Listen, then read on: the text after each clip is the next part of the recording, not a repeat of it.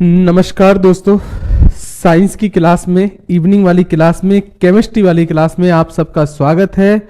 दोस्तों, टॉपिक की बात करूं तो आप सबको पता है अपना केमिस्ट्री वाला सेशन चल रहा है, और केमिस्ट्री वाले सेशन के बारे में बात करूं। नमस्कार दोस्तों, साइंस की क्लास में, हाँ भाई, अगर आपको बात करूं तो आपको पता है सबको कि पहली बात तो आपको 2-3 दिन से दुविधा हुई, परेशानी हुई, उसके लिए क्या कर सकता हूँ, माफी मांग लूँ तुमसे, यही रहेगा। लेकिन किसी कारण से कल काम आ गया था और मैं कल आपको नहीं आ पाया, परसों फिर गैप हो ही गया था, आपको पता था, लोगों को पता था, ठीक है। लेकिन कोई टेंशन नहीं, फिर मैंने भी सोचा 1-2 दिन की क्लास है तो ऐसी कोई आफत नहीं आएगी, जो है उसको पढ़ते रहिए। लेकिन अब काम की बात पे आ जाइए। आपको दोस्तों, आपको क्लियर रूप से इस बात का पता होगा कि मैं पिछली क्लास में आपको संयोजन अभिक्रिया के बारे में बता चुका था, और मैं वियोजन बताने ही वाला था। तब तक काम अगर मुझसे पूछा जाए, हाँ, अगर कोई आप एक लाइन लिख रहा हो, किसी ने कोई दिक्कत हो तो मैं एक बार दोबारा बात बोल दूं उसको। कोई भी पूछा जाए, शॉर्ट में लिख रहा हूं, किसी भी रासायनिक अभिक्रिया को मैंने कहा कि अगर पूछे किस विधि से संतुलित करते हैं, तो मैंने कहा हिट एंड ट्रायल विधि से संतुलित करते हैं। हिट एंड कौन सी? ट्रायल। आपको ध्यान हो तो मैंने इतना तो आपको बता दिया था, उसके बाद मेरे हिसाब से पता कट गया था कनेक्शन। तो मैंने कहा आपसे पूछा जाए किसी भी रासायनिक अभिक्रिया को संतुलित किस विधि से करते हैं, ठीक है ना। किसी भी रासायनिक अभिक्रिया को किस विधि से संतुलित करते हैं, तो आप बोलोगे हिट एंड ट्रायल विधि से संतुलित करते हैं, ठीक है। ये बात मैंने कल भी कहा था। जैसे मैंने कहा कि अगर आपसे पूछे कि H2 plus O2 equal to H2O था, ठीक है, तो मैंने कहा यहां हाइड्रोजन 2 है, वहां भी 2 है, यहां ऑक्सीजन 2 है, यहां कितना था? एक है, तो मैंने 2 से क्या कर दिया? गुणा। अब फिर मैं देख रहा हूं इधर हाइड्रोजन 2 है, इधर कितने? 4, तो फिर मैंने इधर कर दिया 2 दूनी 4, 4 हाइड्रोजन इधर, 4 इधर, इधर ऑक्सीजन 2, इधर भी 2। इसका मतलब आप बार बार कोशिश करके, अगर 2 से नहीं होता तो 3 से गुणा करके देखते, जो भी बैठता उसी। तो क्या कर रहे हो आप? बार बार कोशिश कर रहे हो। और अगर कोई अभिक्रिया संतुलित नहीं है, कोई रासायनिक अभिक्रिया क्या नहीं है? संतुलित, तो उस समीकरण को क्या बोलते हैं? तो समझ लेना, उस समीकरण को बोलते हैं कंकाली समीकरण। तो ये 2 शब्द बोले थे, इनको आप डायरेक्ट याद रख लेना, आप कॉपी में लिख लो कहीं ना कहीं, क्योंकि मैं इसके लिए टाइम नहीं दूंगा, मैं इसको इरेज कर रहा हूं। तो आप ध्यान रख लेना, किसी भी रासायनिक अभिक्रिया को संतुलित पूछे किस विधि से करते हैं? हिट एंड ट्रायल विधि से। और कोई अभिक्रिया संतुलित नहीं है तो उसे क्या कहते हैं? तो आप बोलोगे कंकाली समीकरण, ठीक है। चलो इधर आ जाओ। तो मैं संयोजन पढ़ा चुका था, तो आज मैं आपको डिसोसिएशन या वियोजन अभिक्रिया या अपघटन अभिक्रिया कह रहा था। मैंने आपको उस दिन भी इसकी परिभाषा बता रहा था, लेकिन सुनो अब काम की बात। वियोजन, डिसोसिएशन बोलते हैं इसको, या अपघटन का मतलब क्या होता है?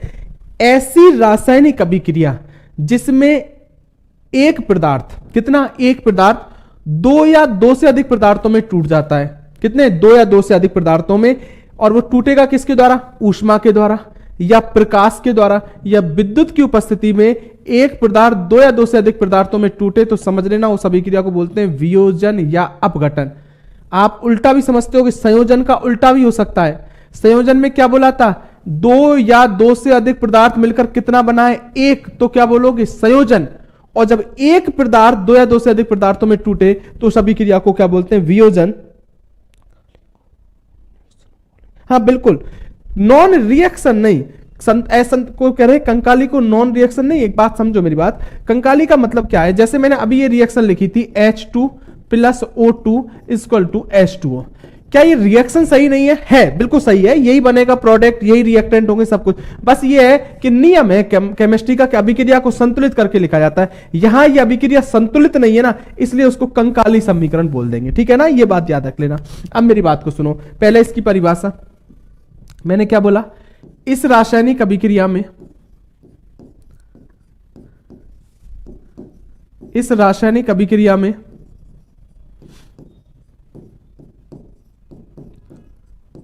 इस रासायनिक अभिक्रिया में एक पदार्थ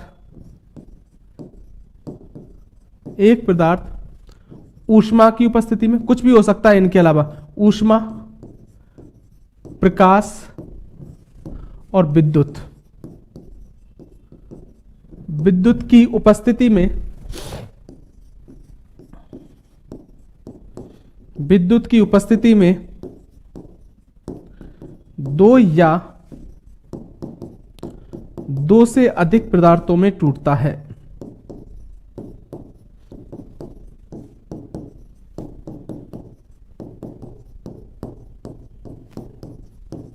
ठीक है, क्या मतलब है, बात को समझो। मैं आपको रिएक्शन लिखवाता हूं कुछ, है ना।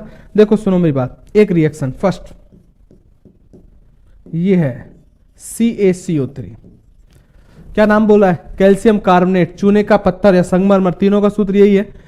अगर इसको हीट दी जाए, क्या दी जाए, हीट मतलब ऊष्मा दे दी, तो ये अभिक्रिया किसमें टूटती है, तो आप कहोगे ये टूटेगी CaO प्लस CO2 में। बात को समझ लेना, कैल्शियम कार्बोनेट ऊष्मा की उपस्थिति में किसमें टूटता है, तो आप बोलोगे कैल्शियम ऑक्साइड में टूटेगा, CO2 गैस क्या निकलेगी, बाहर निकलेगी। अब देखो क्या यह वियोजन अभिक्रिया है, बोलो है, क्योंकि कितना पदार्थ टूट रहा है, एक, कितने पदार्थों में, दो से ज्यादा भी टूटता तो भी क्या बोलते, लेकिन टूटना कितना चाहिए, आप बोलोगे एक पदार्थ।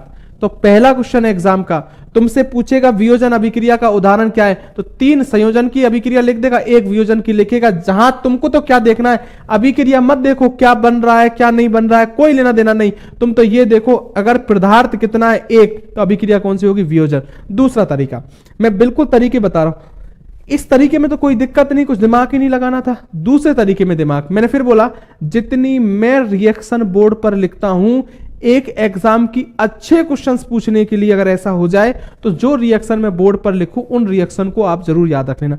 कभी भी तुमसे ऐसे भी पूछ सकता है कि अगर कैल्शियम कार्बोनेट को ऊष्मा की उपस्थिति में क्रिया कराई जाती है तो उस स्थिति में कौन सी गैस बाहर निकलती है, तो क्या बोलोगे CO2, या अगर ऐसा होता है तो क्या बनता है, तो बोलेगा कैल्शियम ऑक्साइड। तो ऐसा भी पूछ लिया जाए तो आप इस रिएक्शन को याद रखना। और सुनो दूसरा, FeSO4, नहीं पता हो नाम तो इसको तो लिख भी दूं मैं, फेरस सल्फेट बोलते हैं ना। ऊपर वाले का इसलिए नहीं लिख रहा था, तुमको पता है CO2 सबको पता है, बार बार अगर इसको तोड़ते हो ऊष्मा की उपस्थिति में, किसकी उपस्थिति में, ऊष्मा की उपस्थिति में, तो ये किस में टूटता है, तो याद रखना ये टूटता है Fe2O3 plus SO2 plus SO3। ठीक है, Fe2O3 क्या है, आपको ध्यान हो तो पहले भी आया था, फेरिक ऑक्साइड, जहां जंग लगी थी वहां पर फेरिक ऑक्साइड। ठीक है, ये क्या है, मैं दूसरे पेन से लिख दूं जिससे दिक्कत नहीं होगी, ये सल्फर डाइऑक्साइड है, सल्फर डाइऑक्साइड, क्योंकि 2 है, और तो फिर ये क्या नाम हो गया, ये तीसरे पेन से लिख दूं, इसका नाम हो गया सल्फर ट्राइऑक्साइड।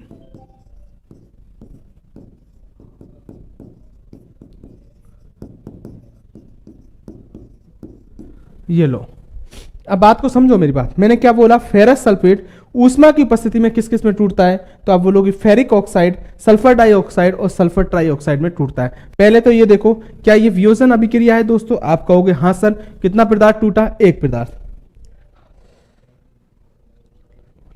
क्लियर, कितना पदार्थ टूटा, एक। दूसरी बात मैंने फिर बोला बहुत टफ क्वेश्चन पूछे तो फेरस सल्फेट टूटता है तो क्या बनता है, तो आप बोलोगे फेरिक ऑक्साइड, या कौन कौन सी गैस निकलती है, तो सल्फर डाइऑक्साइड और सल्फर ट्राइऑक्साइड। क्लियर है दोस्तों, इस बात को याद रख लेना। तीसरा एक और रिएक्शन लिख देता हूं, चलो तीसरी रिएक्शन,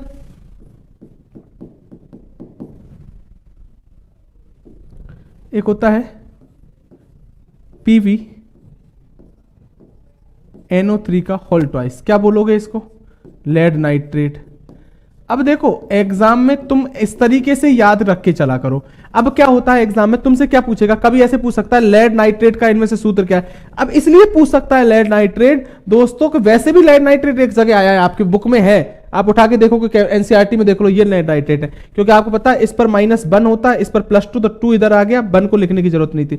इस लेड नाइट्रेट को भी ऊष्मा देते हैं, हीट देते हैं, तो ये किस में टूटता है, लेड ऑक्साइड में टूटता है, प्लस NO2 बनता है, प्लस O2 प्राप्त होती है, ऑक्सीजन। यहां क्लियर याद रख लेना, ये लेड नाइट्रेट हो गया, तो ये क्या है, इसको बोलते हैं लेड ऑक्साइड।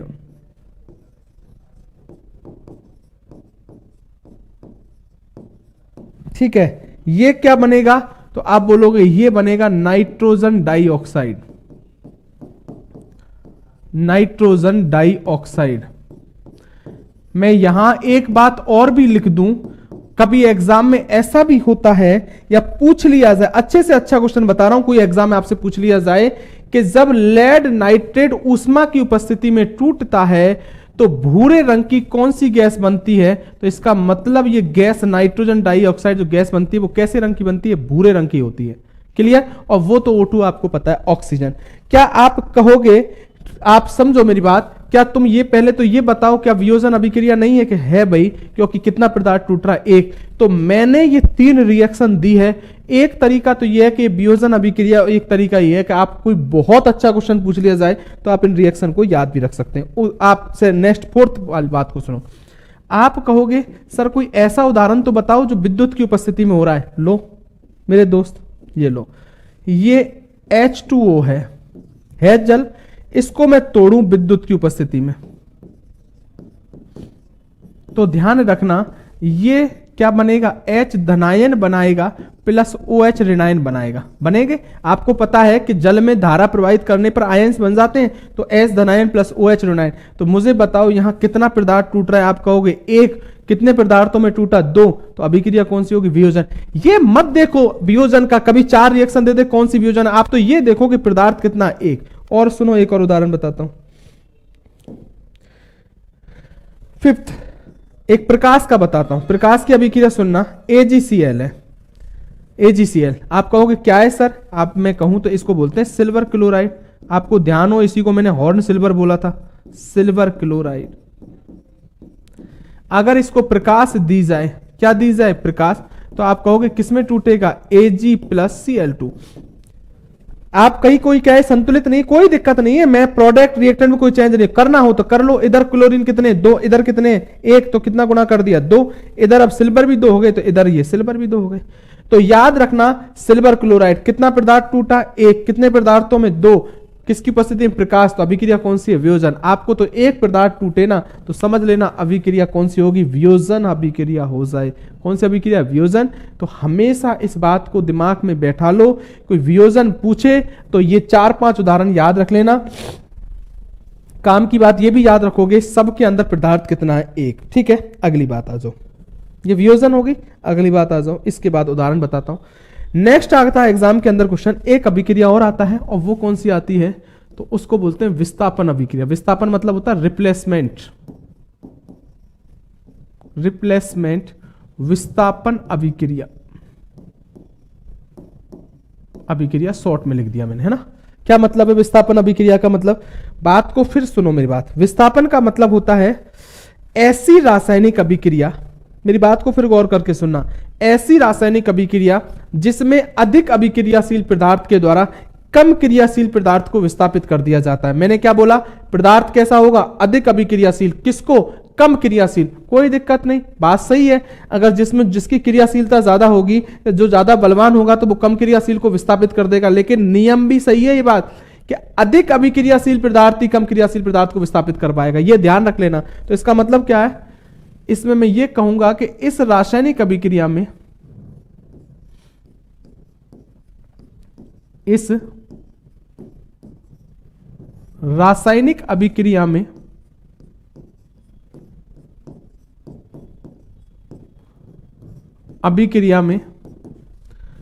अधिक अभिक्रियाशील पदार्थ, अधिक अभिक्रियाशील पदार्थ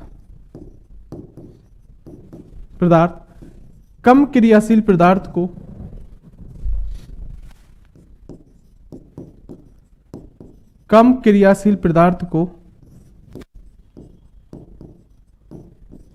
क्रियाशील पदार्थ को विस्थापित कर देता है। विस्थापित कर देता है।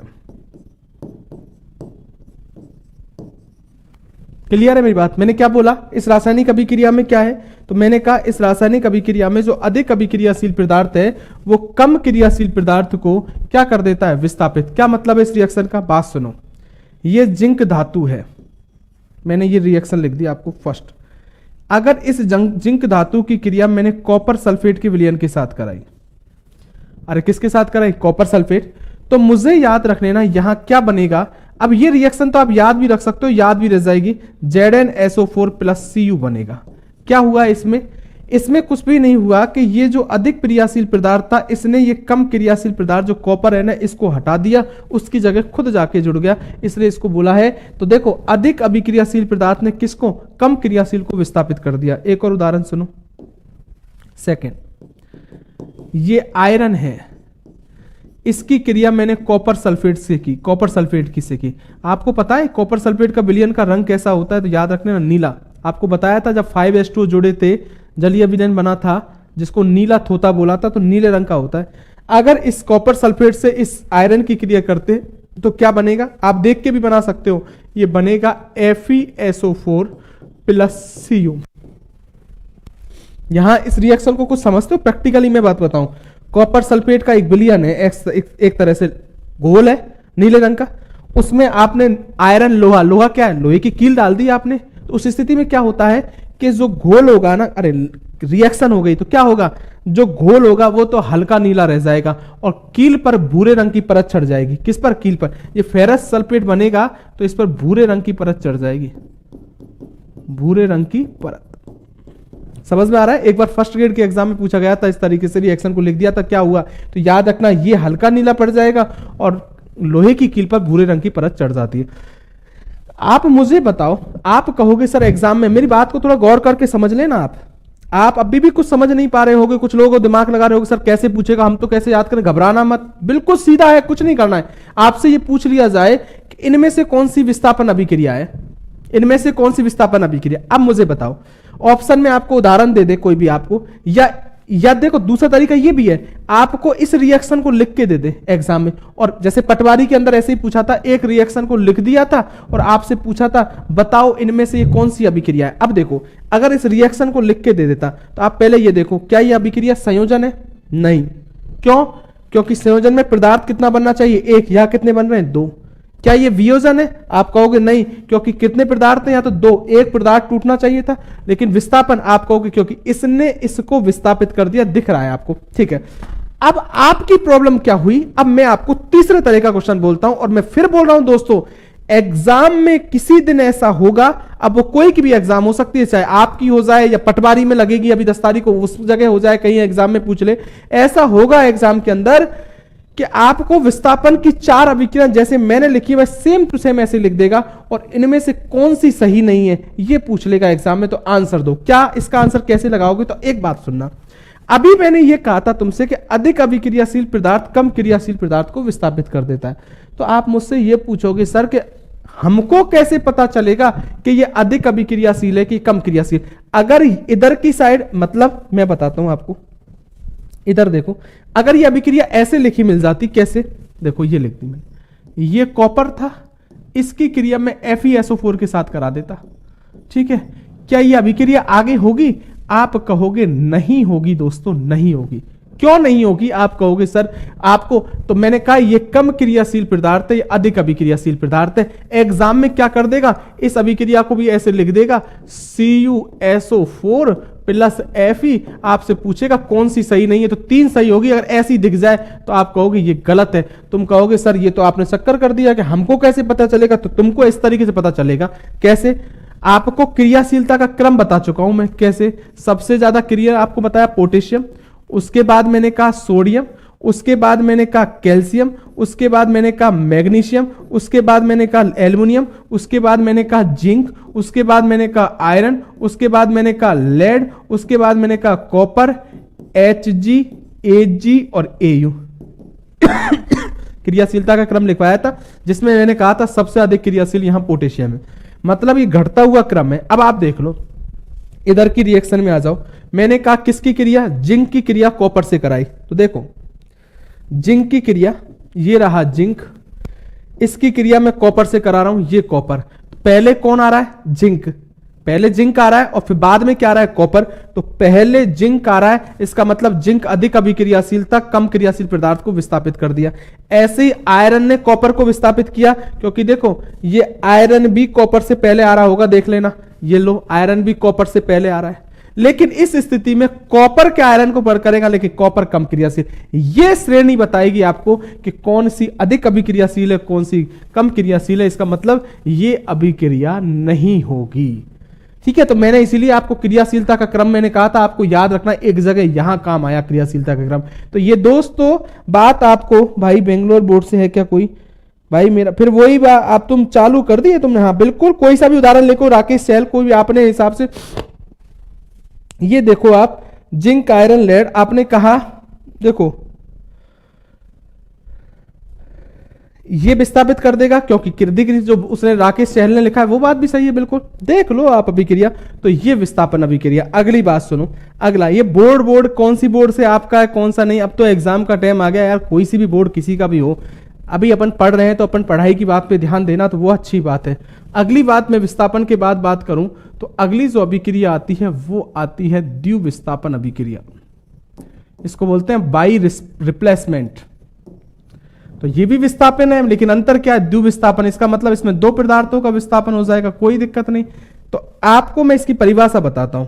इस रासायनिक अभिक्रिया में क्या होगा, आप कहोगे इस रासायनिक अभिक्रिया में आपस में आयनों का स्थानांतरण होता है। आप शॉर्ट में याद रखना, मैंने क्या बोला कि द्विविस्थापन अभिक्रिया में एक बात याद रख लेना कि आपस में किसका स्थानांतरण होता है, तो आप कहोगे आयनों का होता है। मेरी बात को सुनना कि इस रासायनिक अभिक्रिया में, इसकी परिभाषा लिखवा रहा हूं मैं, इस रासायनिक अभिक्रिया में, इस रासायनिक अभिक्रिया में आपस में आयनों का, ये बहुत इंपॉर्टेंट भी रिएक्शन है, एग्जाम में बहुत पूछता है, आयनों का स्थानांतरण होता है, स्थानांतरण होता है। आप पूछोगे सर कैसे, लो भाई एक रिएक्शन लिखता हूं मैं आपको, ये बेरियम क्लोराइड है, BaCl2, नाम लिख दूं मैं इसका बेरियम क्लोराइड, क्योंकि इससे आपका काम नहीं पड़ा तो इसका नाम जरूर लिख रहा हूं। इसकी क्रिया मैंने करवाई Na2SO4, तो आपको नाम आने भी चाहिए, अगर मैं भी नहीं बताऊं तो तुम भी बता सकते हो। Na मतलब सोडियम, SO4 होता है सल्फेट, तो इसका नाम क्या हो गया, सोडियम सल्फेट।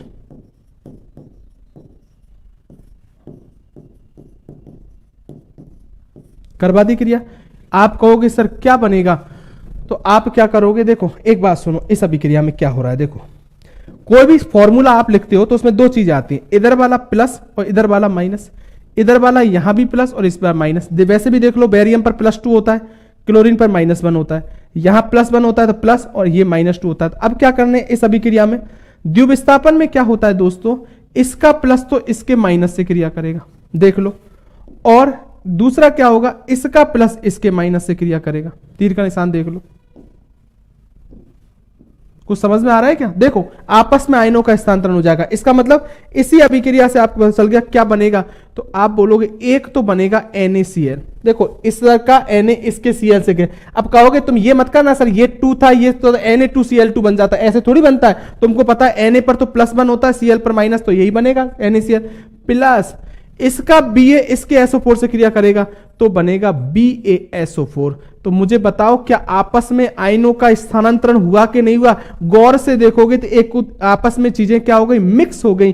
तो तुमको कोई 4 रिएक्शन लिख के दे दे और तुमसे कहे बताओ इनमें से कौन सी, इस साल फर्स्ट ग्रेड का पूछा गया क्वेश्चन था ये, फर्स्ट ग्रेड के एग्जाम की फर्स्ट पेपर का, फर्स्ट पेपर में जनरल साइंस ही आती है, तुम ये मत कहना फर्स्ट ग्रेड से हमारा क्या काम, जनरल साइंस आती है, उसमें 4 क्वेश्चन आते हैं जनरल साइंस के, उसके अंदर वहां पूछा गया क्वेश्चन था, ये अभिक्रिया दे दी और पूछा है बताओ ये कौन सी अभिक्रिया है, तो द्विविस्थापन अभिक्रिया। क्यों, आपको दिख रहा है अपने आप, दिक्कत हो 4 ऑप्शन वहां भी दिए, संयोजन, वियोजन, विस्थापन, द्विविस्थापन, क्या ये संयोजन है, नहीं, देखो एक पदार्थ बन रहा है क्या, नहीं, क्या ये वियोजन है, नहीं, क्योंकि कितने पदार्थ टूट रहे हैं, 2 पदार्थ, क्या ये विस्थापन है, नहीं, क्योंकि वहां एक क्रियाशील दूसरे को हटाता है, यहां तो आपस में आयनों का स्थानांतरण हुआ है, तो आप ये कहोगे मेरे दोस्त कि ये अभिक्रिया कौन सी है, द्विविस्थापन।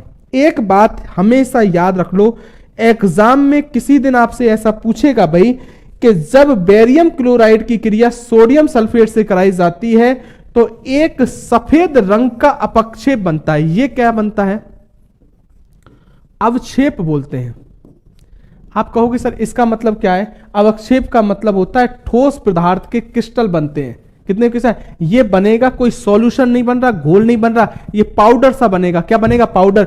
लेकिन इस अवक्षेप पूछे कैसे रंग का बनता है, एग्जाम के लिए इंपॉर्टेंट क्वेश्चन है, मोस्ट याद रखना।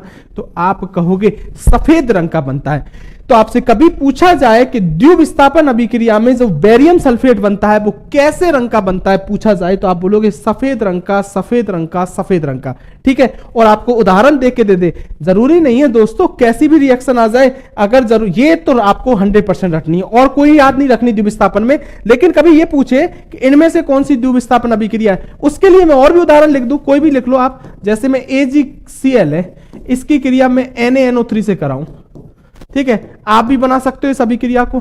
इसका Ag, इसके NO3 से, इसका Na, इसके Cl से, आप कहोगे यहां सर NaCl बनेगा और AgNO3 बनेगा। आपस में स्थानांतरण नहीं हुआ कि हुआ है, तो आप बोलोगे अभिक्रिया कैसी है, द्युति विस्थापन। तो मेरे भाई अगर चाहोगे तो आप आराम से बता सकते हो। तो ये 4 अभिक्रिया है जिनको आप बहुत अच्छी तरीके से डीपली पढ़ोगे और कुछ नहीं करना दोस्तों। मैंने जितनी रिएक्शन दी है ना आपको, आप तो उन्हीं को याद रख लो। जिस तरीके से कोई भी आपसे पूछा जाए आप आराम से आंसर दे सकते हो। तो ये द्युति विस्थापन हो गई और अब मैं अगली लेता हूं अभिक्रिया। ठीक है, एक और सुनो। नेक्स्ट अगली अभिक्रिया, एक ये भी बहुत इंपॉर्टेंट है एग्जाम के लिए। आप कहोगे सर कौन सी, ये एग्जाम में बहुत पूछी जाएगी। एक होगी ऊष्माक्षेपी अभिक्रिया। मैं आपको कुछ एग्जाम में पूछने का तरीका भी बताऊंगा, एक क्वेश्चन कैसे पूछा जाएगा ऊष्माक्षेपी अभिक्रिया, जिसको बोलते हैं एक्सोथर्मिक।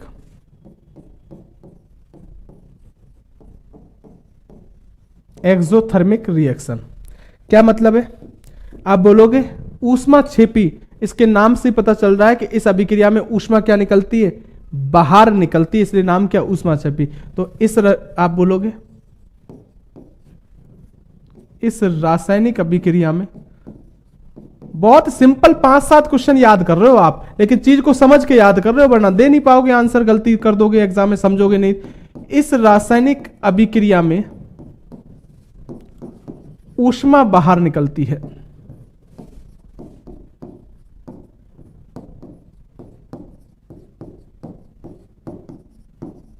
क्लियर है बात को समझो। इसका मतलब क्या है, देखो सुनो, कौन कौन सी रिएक्शन 100% याद रखो इसमें। पहली कार्बन है, इसकी क्रिया मैंने ऑक्सीजन से की, फर्स्ट लिख दी मैंने।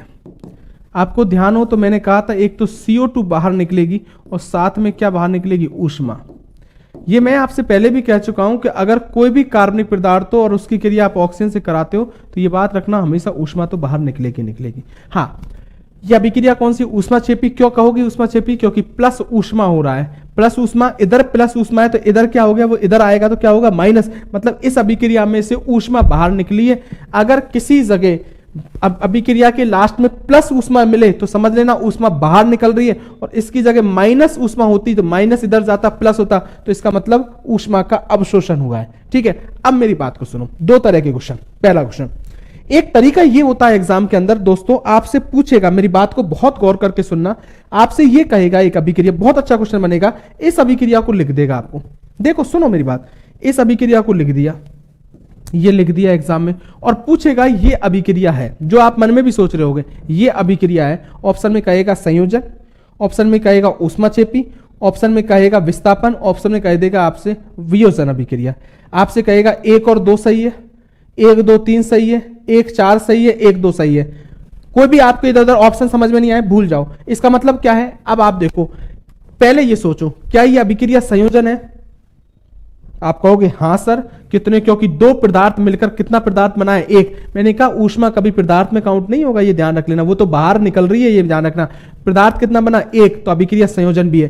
क्या ये अभिक्रिया ऊष्माक्षेपी है, तो आप कहोगे ये ऊष्माक्षेपी है। तो इसका मतलब अभिक्रिया संयोजन भी है, ऊष्माक्षेपी। तो आप कहो 1 और 2 दोनों ही सही है, संयोजन भी है, ऊष्माक्षेपी। एक तरीका ये है।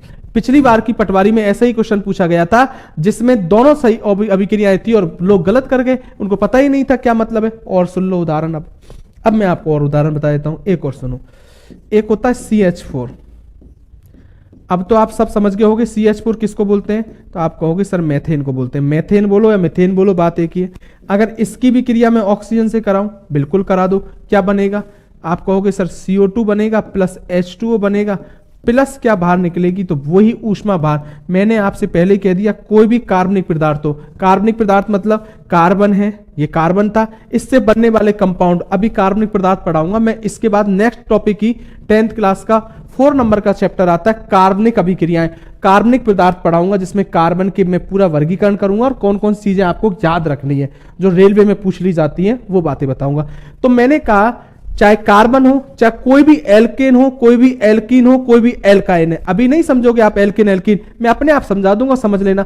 अभी तो आप ये याद रखोगे इस कार्बन और कार्बन से बनने वाले जितने भी प्रोडक्ट हो ना, अगर किसी की भी ऑक्सीजन से क्रिया कराओ, मैं बहुत बड़ी बात बोलने जा रहा हूं जो रेलवे में पूछ सकता है, एक इस कार्बन को छोड़ देना, केवल ये कार्बन छोड़ देना, इसके बाद कार्बन से कोई भी प्रोडक्ट बने, मेथेन बने, एथेन बने, प्रोपेन बने, या एथीन बने, प्रोपीन बने, या ब्यूटीन बने, और भी आगे बना सकते हो। आप समझोगे कैसे बनती है, मैं आपको कार्बन पदार्थ, आप इसके अलावा किसी की भी इससे क्रिया कराओगे ऑक्सीजन से, तो CO2 प्लस H2O प्लस ऊष्मा, ये तो यहां भी बना था, लेकिन यहां CO2 ही बना, H2O नहीं बना। लेकिन अगर मेथेन, एथेन और किसी की भी, तुम तो छोड़ दो, इसको छोड़ के किसी की भी क्रिया ऑक्सीजन से क्रिया कराओगे, ऊष्मा तो बनेगा, लेकिन साथ में CO2 प्लस H2O बनेगा ही बनेगा। आप कहोगे आपको सर ये ज्यादा कम क्या, वो कोई दिक्कत नहीं होता, अभिक्रिया संतुलित कर लोगे, बड़ी बात थोड़ी हम अभिक्रिया संतुलित करने वाली, तो वो आप कम कर सकते हो। जैसे देखो एक अभिक्रिया, इसी को ले लो, इसी को संतुलित करके देख लो आप। देखो मैं दूसरा पेन यूज ले लूं, एक काम करूं ये, ठीक है, अब इससे संतुलित कर देता हूं, येलो वाले से। देखो संतुलित, फिर मैं एक बार समझा रहा हूं।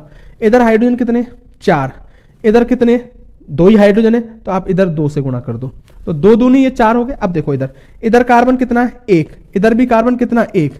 अगर इधर ऑक्सीजन कितने, 2, इधर कितने, 2 इधर है, और ये 2 और गुणा हो रहे हैं 4, तो इधर आपने और गुणा कर दिया, अभिक्रिया संतुलित है, ये देख लो। लेकिन प्रोडक्ट में और रिएक्टेंट में कोई प्रभाव पड़ा कि नहीं, बस अभिक्रिया संतुलित करते हैं जो लिख दिया। लेकिन ये फिक्स है, यहां CO2 और H2 ही बनेगा, इसके अलावा कोई भी लेना। आप कहोगे सर और बताऊं, देखो आप एक और कार्बनिक पदार्थ बताता हूं, तुमको ध्यान हो तो मैंने ये कहा था ग्लूकोज एक कार्बनिक पदार्थ है। देखो C6H12O6, श्वसन की अभिक्रिया पढ़ाई थी, आप कहोगे पढ़ाई थी सर, ये ग्लूकोज है क्या, है। अभी तो कुछ लोगों को तो यही पता नहीं चल रहा होगा ये ग्लूकोज भी है क्या, तो पढ़ तो लिया, इसको दिमाग में रखना भी तो बड़ी बात है, सही बात है ना। तो ये बात याद रखो, ये क्या है, ग्लूकोज।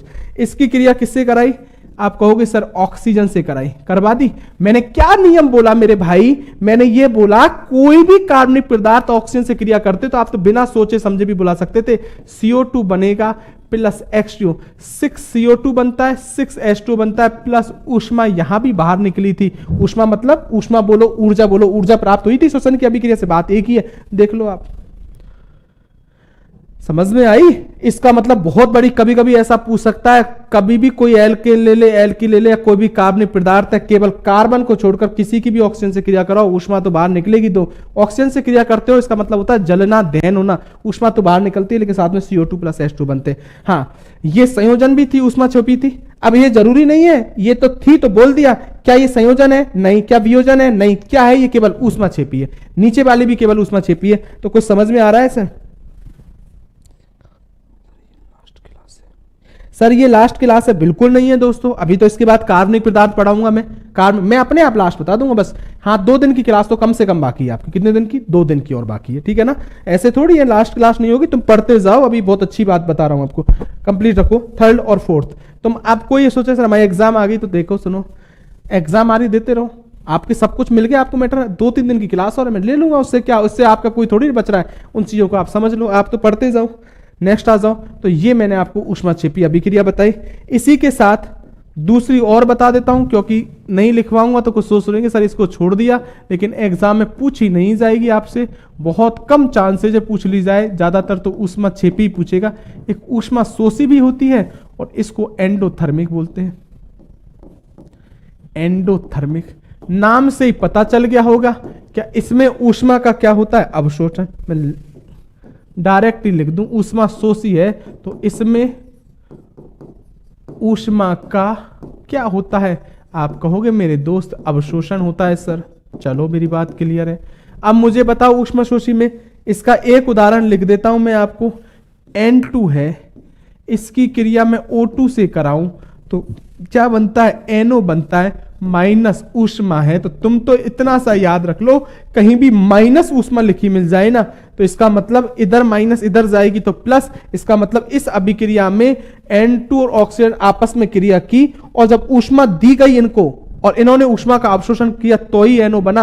अगर ऊष्मा नहीं देते इस अभिक्रिया में तो ये अभिक्रिया नहीं होती, तो ये ऊष्मा शोषी होता है। इसे मैंने कहा एक उदाहरण बता दिया, ये आपसे पूछेगा भी नहीं क्योंकि एनसीईआरटी बुक में तो नहीं दे रखा है और इस साल की बुकों में जरूर दे रखा है, लेकिन तो भी आप इतना सा याद रख लेना। अब अभिक्रिया आती है, दो अभिक्रियाएं कौन कौन सी, दो अभिक्रियाएं और बता रहा हूं आपको, ये भी आपकी एनसीईआरटी बुक में और आपको ध्यान हो तो एग्जामों में और रेलवे में बहुत पूछी गई है, जिसका नाम लिखते ही लड़के समझ जाएंगे कि हाँ सर इससे संबंधित क्वेश्चन हमने बहुत पढ़ा है रेलवे के अंदर। और वो कौन सी अभिक्रिया है, तो एक अभिक्रिया आती है जिसका नाम होता है ऑक्सीकरण, सुना होगा लोगों ने।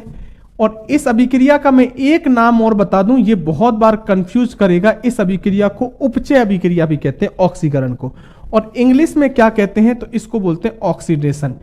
क्योंकि एनसीईआरटी की जो बुक है उसके अंदर इस ऑक्सीकरण अभिक्रिया का नाम उपचय अभिक्रिया दे रखा है, इसलिए दोनों ही नाम याद रखना, ऑक्सीकरण बोले या उपचय बोले, अपचय नहीं बोल रहा हूं, उपचय, ये दोनों ही शब्द क्या कहलाएंगे, ऑक्सीकरण।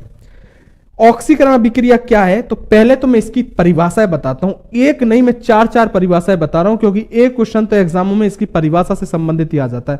कभी पूछेगा इनमें कौन सा ऑक्सीकरण का गुण है या नहीं, तो सुन लो। पहला ऑक्सीकरण का मतलब ऐसी अभिक्रिया जिसमें ऑक्सीजन का योग तथा हाइड्रोजन क्या बोलते हैं, H2, हाइड्रोजन की कमी होती है।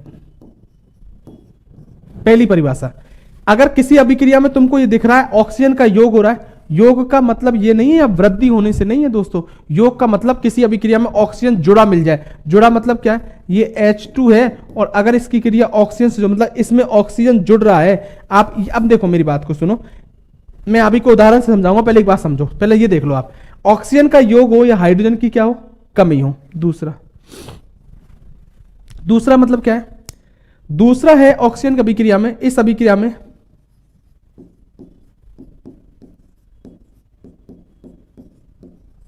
इलेक्ट्रॉन को त्यागा जाता है। अगर कोई अभिक्रिया में ऐसा दिख रहा है क्या आपको कि इलेक्ट्रॉन को त्यागा जा रहा है, तो समझ लेना अभिक्रिया कौन सी होगी, ऑक्सीकरण। और तीसरी परिभाषा लिख रहा हूं मैं आपको कि इस अभिक्रिया में ऑक्सीकरण में क्या होता है, धनावेश की वृद्धि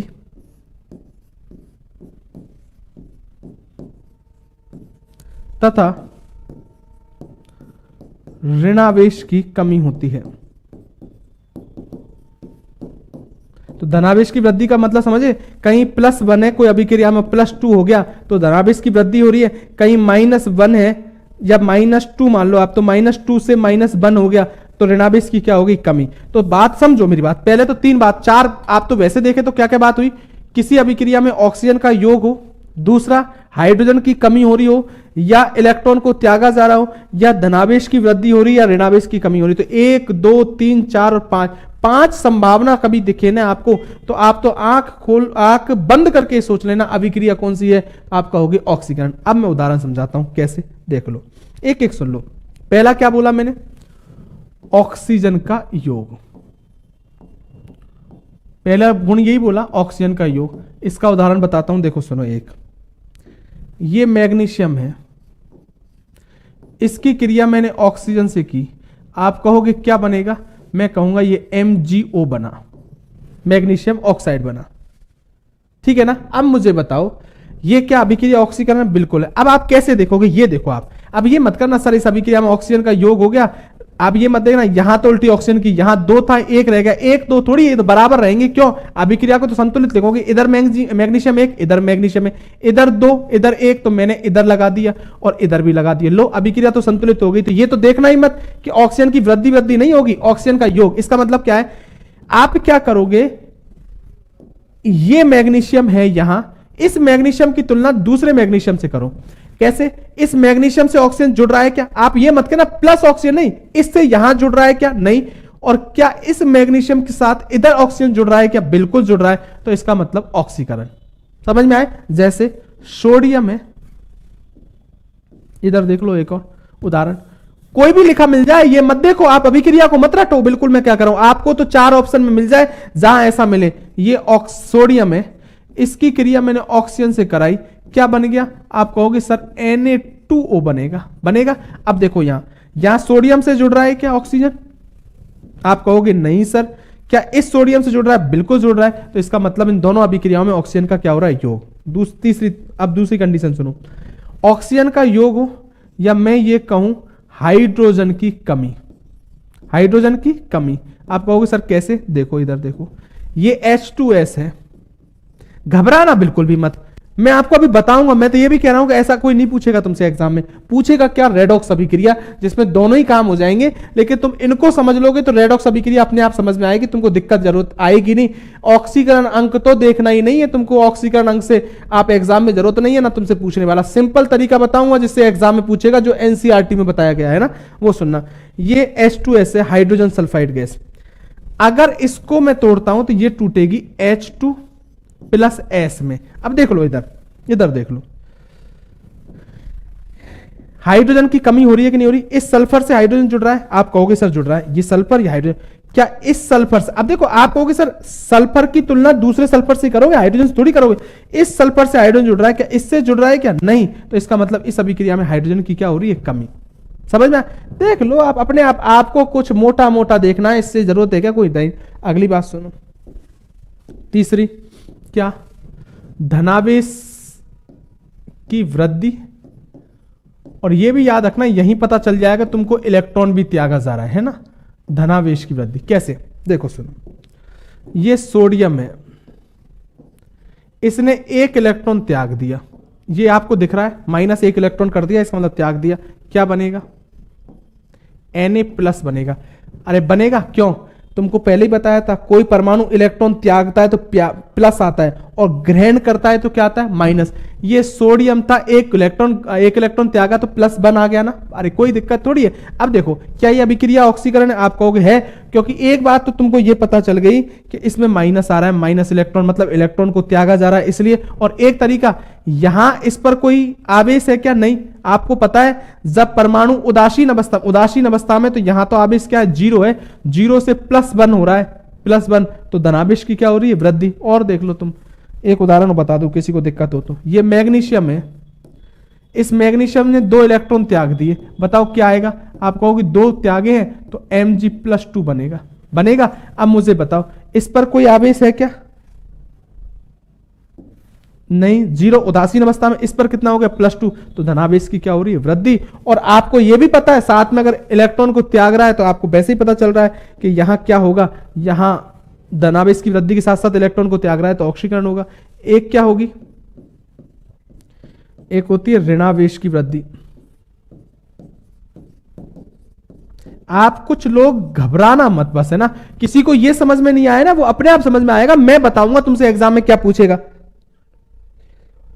रिडॉक्स किसको बोलते हैं मैं अपने आप बताऊंगा, इसलिए मैंने कहा मैं अभी तुमसे एक रिएक्शन की बोलूं तो एक पर ही गौर करना। तुम ये मत करना और सर ये तो मामला, ये तो ऐसे रिएक्शन कहां से पूछेगा। मैं बहुत अच्छी तरह बता दूंगा तुमसे कैसे पूछेगा, मैं क्वेश्चन बना के बताऊंगा तुमको क्या पूछेगा, तुम उतना आंसर दे पाते हो नहीं दे पाते हो वो सोचना तुम। तो अभी और सोचो, ऋणावेश की वृद्धि कैसे हुई?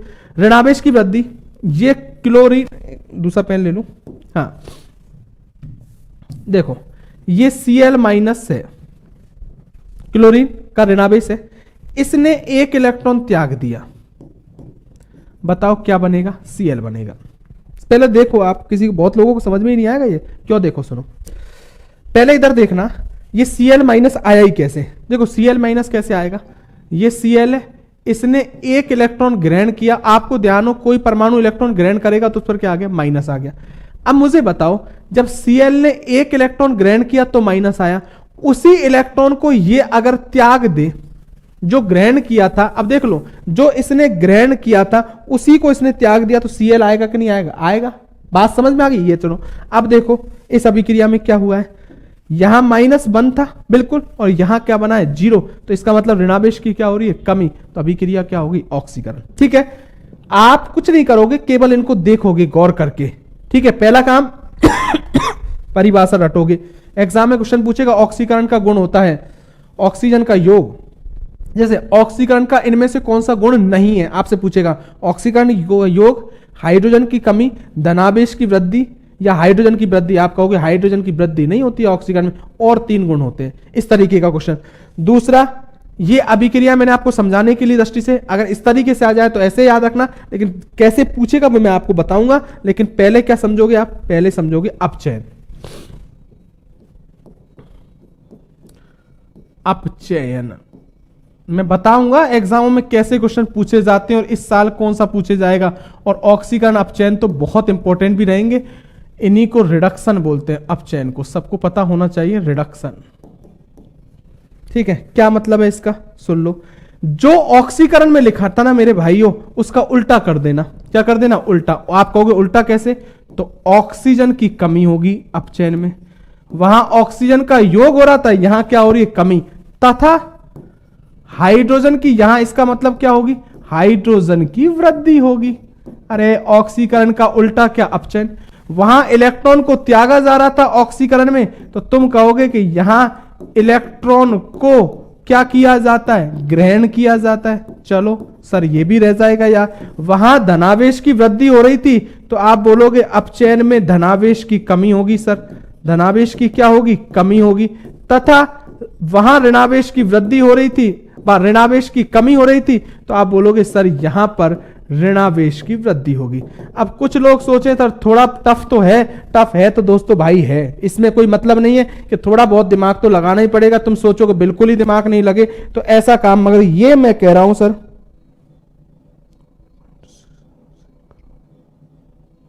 लास्ट पॉइंट के आई कि सर धनवास को बताना क्या है, कमी सर, कमी सर, कमी सर, रेडॉक्स कौन सी कमी सर, कमी उल्टा मैं देख लूं एक बार, लास्ट पॉइंट को देख लूं क्या, कौन से की बोल रहे हो क्या, मेरा एक बार दोबारा, ऑक्सीजन का योग, हाइड्रोजन की कमी, अच्छा अच्छा अच्छा, सॉरी सॉरी सॉरी, समझ में आ गया। वो धनावेश की वृद्धि तो ऋणावेश की कमी, बिल्कुल बिल्कुल बिल्कुल कमी होगी। ठीक है, हाँ बिल्कुल जो है आप ध्यान रख लिया करो, कोई नहीं, बात समझ में आ गया। हाँ तो उदाहरण में तो वही समझाया आपको। ठीक है, आ जाओ अब तो समझ में आ गई बात आपको। ठीक है, अब चयन के, अब मुझे बताओ कि जब फॉर्म परिभाषाएं उल्टी हो गई अपचयन में, तो इसका मतलब जो ये लिखे हैं सब, ये भी क्या हो जाएंगे, उल्टे। कैसे उल्टे, इधर आ जाओ। पहला फर्स्ट क्या है, ऑक्सीजन की कमी। मैं आपको 2-3 तरह के क्वेश्चन बता दूंगा इस अभिक्रिया में निचोड़ के, कि ये चीज आप तो याद रख लेना, आपका एग्जाम में काम चल जाएगा। ठीक है, बहुत अच्छी तरीके से आप उनको पढ़ लेना, बस उसी से काम चल जाएगा। मैं क्वेश्चन बताने का तरीका बता दूंगा, कैसे पूछेगा, कंफ्यूज मत होना। पहला ऑक्सीजन की कमी, देख लो अभिक्रियाएं थी उनका उल्टा करो। उल्टा कैसे करोगे, देखो यहां क्या हो गया, मैं उन्हीं को लिख रहा हूं जिससे आपको कोई कंफ्यूज ही नहीं हो। MgO है, ये टूट रहा है Mg+O2 में। आपको पता है ऑक्सीकरण में मैंने इसको ऐसे लिखा था, इसका मतलब देख लो। अब देख लो, क्या इस मैग्नीशियम से ऑक्सीजन जुड़ रहा है, आप कहोगे सर जुड़ रहा है, क्या इससे जुड़ रहा है, क्या नहीं जुड़ रहा है, तो इसका मतलब ऑक्सीजन की क्या हो रही है, कमी। एक आपको अभिक्रिया ये लिखवाई थी, या और दूसरी लिख दूं मैं आपको, Cu2O है, ये टूटेगा Cu+O2 में। इधर देख लो आप, इस अभिक्रिया में क्या इस कॉपर से ऑक्सीजन जुड़ रहा है, जुड़ रहा है। आप कहोगे सर इससे जुड़ रहा है, नहीं जुड़ रहा, तो इन दोनों अभिक्रियाओं में ऑक्सीजन की क्या हो रही है, कमी। और देखो नेक्स्ट, हाइड्रोजन की वृद्धि, उसको उल्टा लिखो अभिक्रिया को। कैसे लिखोगे, अब ये लिखोगे तुम H2+S और क्या बन गया, H2S बन गया। इस सल्फर से हाइड्रोजन जुड़ रहा है क्या, आप कहोगे सर नहीं जुड़ रहा है, क्या इस सल्फर से जुड़ रहा है, जुड़ रहा है, तो हाइड्रोजन की क्या हो रही है, वृद्धि।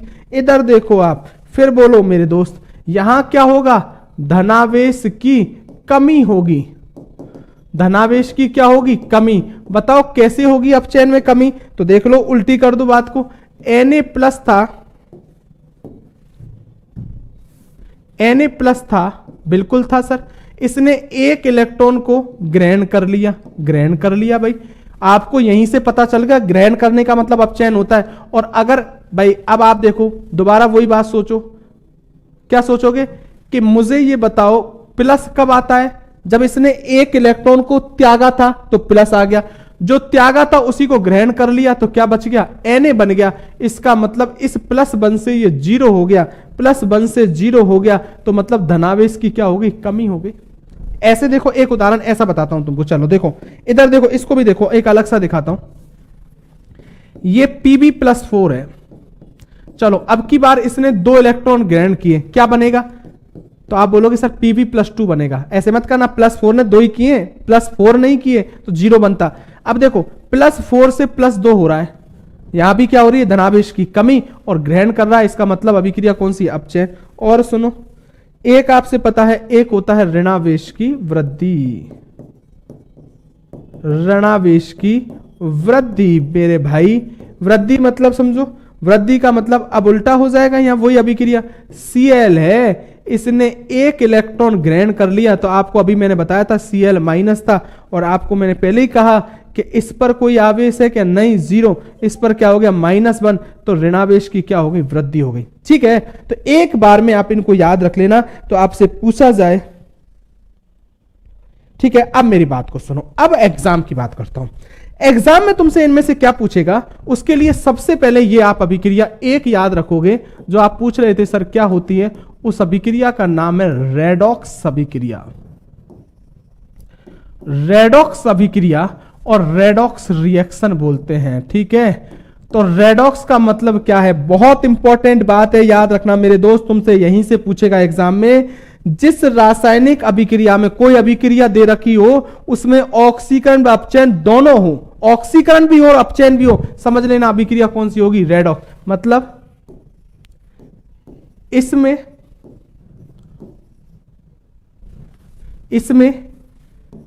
एक ही अभिक्रिया में, क्लियर कर दिया मैंने इसलिए, इसमें एक ही अभिक्रिया में ऑक्सीकरण व अपचयन दोनों होते हैं।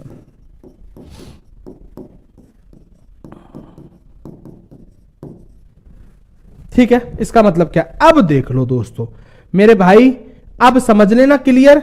एग्जाम में इनमें से कोई पूछेगा आपसे, एक मैं आपको क्लियर कर देता हूं, मोटे मोटे अक्षरों में लिखवा देता हूं। ये जिंक ऑक्साइड है। ठीक है, इसकी क्रिया मैंने कार्बन से कराई, क्या बन गया? मैं लिख रहा हूं Zn बना +CO बना। बात समझ में आई क्या? इसका मतलब क्या है? ये रिएक्शन दोस्तों, ये टॉपिक ऐसा ही नहीं हर कोई पढ़ा दे, मैं आपको बता दूं, और इतना सिंपल तरीके से, तुमको किसी को जबरदस्ती टफ लगे तो मैं नहीं कह सकता, इतना सिंपल तरीके। पहली बात तो रिएक्शन याद करने हर किसी को याद नहीं रहती, फिर वैसे करेगा। मैं आपको वो और लिखवा रहा हूं जो एग्जाम में 99% बोल रहा हूं, जो बोर्ड पर लिखी है उन्हीं में से रिएक्शन में से कोई एग्जाम में आएगी। मेरी बात को सुनो, आपसे पूछे ये अभिक्रिया कैसी अभिक्रिया है, तो आप कहोगे सर ये रेडॉक्स अभिक्रिया। आप कहोगे सर कैसे? देखो सुनो, अब देखो मैंने कहा रेडॉक्स का मतलब एक ही अभिक्रिया में ऑक्सीकरण भी हो, अपचयन भी। क्या दोनों हो रहा है? हो रहा है। देखो सुनो, ये जिंक है, आप इस जिंक की तुलना उस जिंक से ही तो करोगे, ऐसे थोड़ी और किसी से कर जाओगे। तो इस जिंक से ऑक्सीजन जुड़ रहा है, आप कहोगे सर जुड़ रहा है। क्या इस जिंक से जुड़ रहा है क्या? मुझे बताओ। नहीं जुड़ रहा, इसका मतलब ऑक्सीजन की कमी हो रही है, और ऑक्सीजन की कमी होती है तब क्या होता है? आप सबको पता है, अपचयन होता है सर। बिल्कुल, इधर आ जाओ। दूसरा, अब इस कार्बन की बात करो, इस कार्बन से ऑक्सीजन जुड़ रहा है क्या?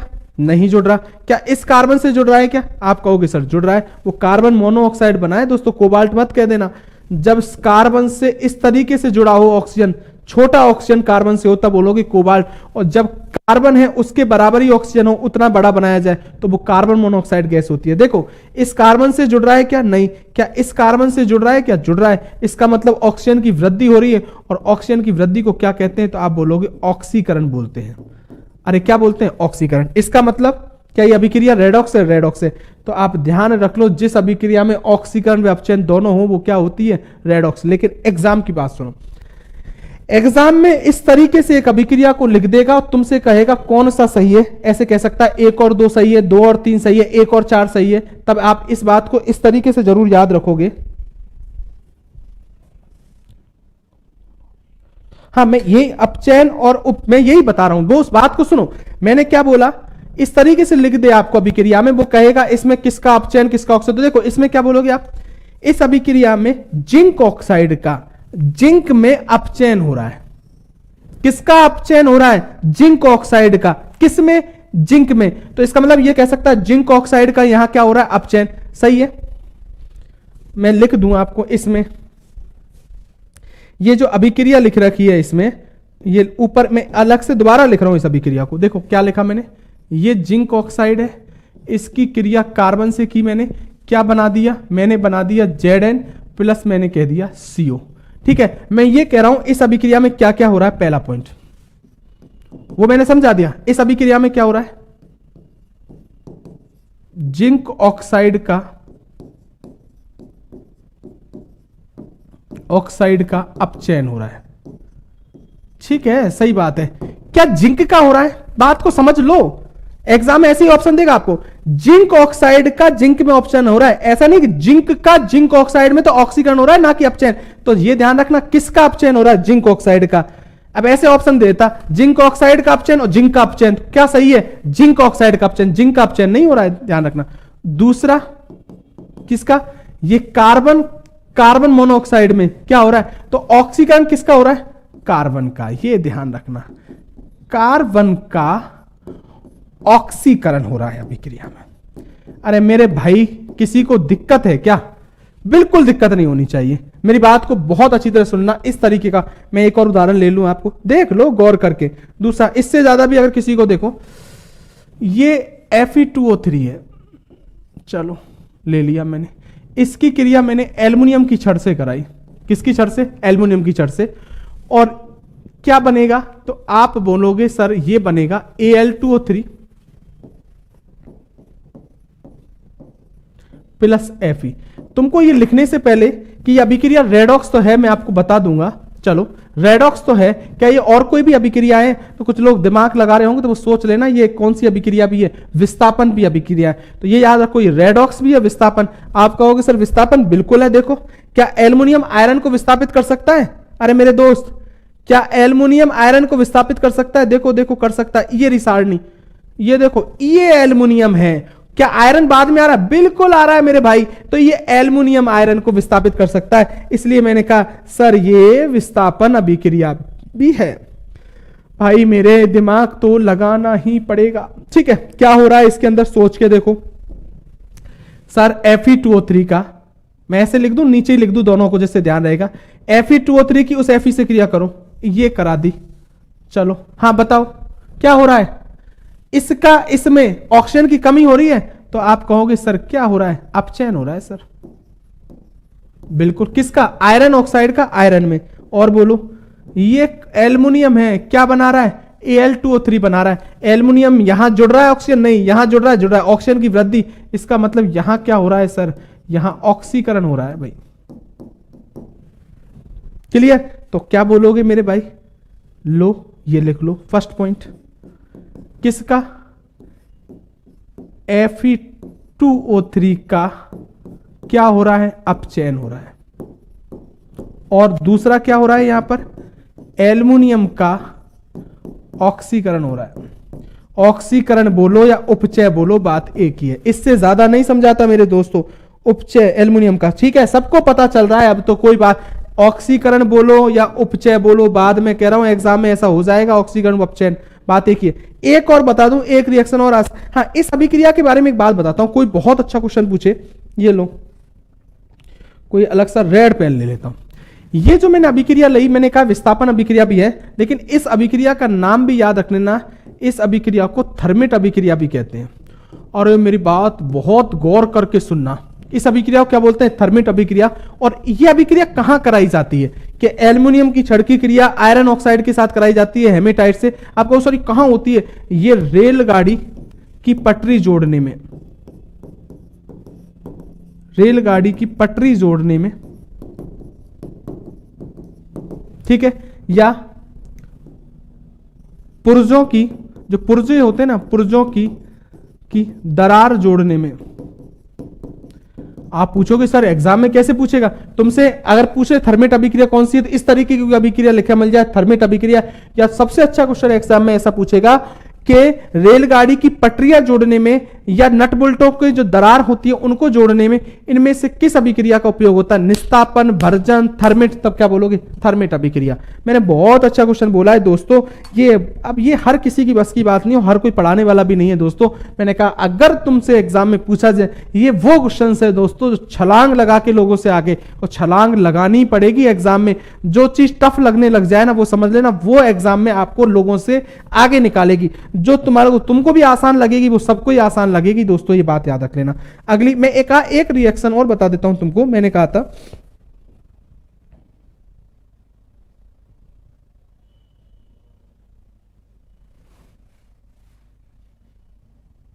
मैं एक रिएक्शन और याद कर लूं। मैं क्या कर रहा था आपको याद, कि मैग्नीज ऑक्साइड है,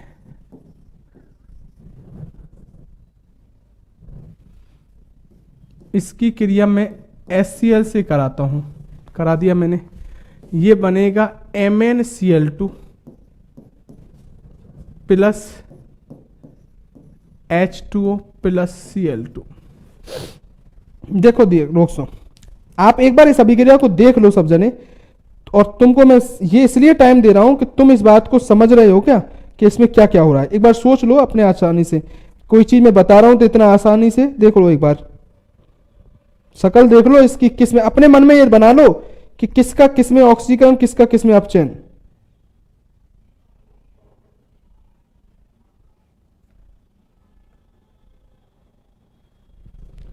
किसी ने लगा लिया कि दिमाग सबने? चलो तो अब मैं लगवाता हूं दिमाग। देखो यहां एक अलग से उदाहरण इसीलिए लिखा मैंने, ये देखो इस अभिक्रिया में, इधर आ जाओ। इस अभिक्रिया में क्या हो रहा है? हाँ, इस मैग्नीज से ऑक्सीजन जुड़ रहा है क्या? नहीं। क्या इस मैग्नीज से जुड़ रहा है क्या? नहीं। तो इसका मतलब इसमें इस जगह ऑक्सीजन की कमी हो रही है, ऑक्सीजन की कमी हो रही है, तो क्या हो रहा है? अपचयन हो रहा है। चलो समझ में आ गया। दूसरा आ जाओ। दूसरा, हाँ अब देखो तुलना करना, क्लोरीन की तुलना क्रोनीन से करोगे। इस क्लोरीन से हाइड्रोजन जुड़ रहा है क्या? आप कहोगे बिल्कुल सर जुड़ रहा है। क्या इस क्लोरीन से जुड़ रहा है क्या? नहीं। तो ये क्लोरीन लिया, इसकी तुलना इस क्लोरीन से की, तो हाइड्रोजन की क्या हो रही है? कमी। और आपको पता है अगर हाइड्रोजन की कमी हो तो भी क्या होगा? आप कहोगे सर ऑक्सीकरण होगा। सही है। और देखो इस हाइड्रोजन से ऑक्सीजन जुड़ रहा है क्या? नहीं। क्या इस हाइड्रोजन से ऑक्सीजन जुड़ रहा है क्या? इधर वाले में देखो। अब इस हाइड्रोजन की तुलना इस हाइड्रोजन से की है, आप कहोगे जुड़ रहा है, तो यहां इस जगह भी ऑक्सीजन की वृद्धि हो रही है, तो यहां भी क्या होगा? तो आप कहोगे सर ऑक्सीकरण होगा। मतलब इस अभिक्रिया में दो जगह ऑक्सीकरण हो रहा है, एक जगह अपचयन हो रहा है। तो याद रख लो, अब मुझे बार बार लिखने की जरूरत नहीं, पढ़नी चाहिए। मैग्नीज ऑक्साइड का मैग्नीज क्लोराइड में अपचयन, हाइड्रोजन क्लोराइड का क्लोरीन में ऑक्सीकरण, और हाइड्रोजन क्लोरीन का जल में अंदर क्या हो रहा है? ऑक्सीकरण। तो इतना आपको कम से कम मेरे भाई इसके बारे में पता होना चाहिए, और आपको एग्जाम में इस तरीके के क्वेश्चन पूछे जाते हैं, आपसे पूछ लेगा। तो ये मैंने एक तरीका तो ये बता दिया है दोस्तों, तुमसे पूछा जाएगा। एक मैं आपको यही नोट डाल के लिख दूं इस बात को, कभी तुमसे पूछा जाए, कभी कभी ऐसे पूछेगा कि ऑक्सीकारक पदार्थ कौन सा होता है, ऑक्सीडेशन रिजेंट बोलते हैं, और या तुमसे पूछेगा ऑक्सीकारक, ठीक है, या पूछेगा अपचायक पदार्थ कौन से होते हैं, अपचायक। तो मैं यहीं लिख दूं, ऑक्सीकारक किनको बोलते हैं? जिनका अपचयन होता है, जिनका अपचयन होता है उनको तो बोलते हैं ऑक्सीकारक, और जिनका ऑक्सीकरण होता है उनको क्या बोलते हैं? ऑक्सीकरण होता है उनको क्या बोलते हैं? अपचायक। आप समझ लेना यहां कैसे मैंने ये लिखा, इधर देख लो, यहां मैग्नीज ऑक्साइड का मैग्नीज क्लोराइड में अपचयन हो रहा है, अपचयन हो रहा है, लेकिन मैग्नीज ऑक्साइड कैसा पदार्थ है? तुम कहोगे अपचयन हो रहा है, तो ये ऑक्सीकारक पदार्थ है। और जिनका ऑक्सीकरण होता है, इन दोनों का ऑक्सीकरण हो रहा है, HCl का Cl2 में या HCl का H2O में, तो ये कैसे पदार्थ है? अपचायक। तो ये ऑक्सीकरण नहीं, ऑक्सीकारक अपचयन। तो याद रखने ना, उल्टा लिख दोगे। ऑक्सीकारक का मतलब जिनका अपचयन हो वो ऑक्सीकारक कहते हैं, और जिनका ऑक्सीकरण हो वो क्या कहलाते हैं? अपचायक कहलाते हैं, या रिडक्शन रिजेंट कहलाते हैं। ये बात आपको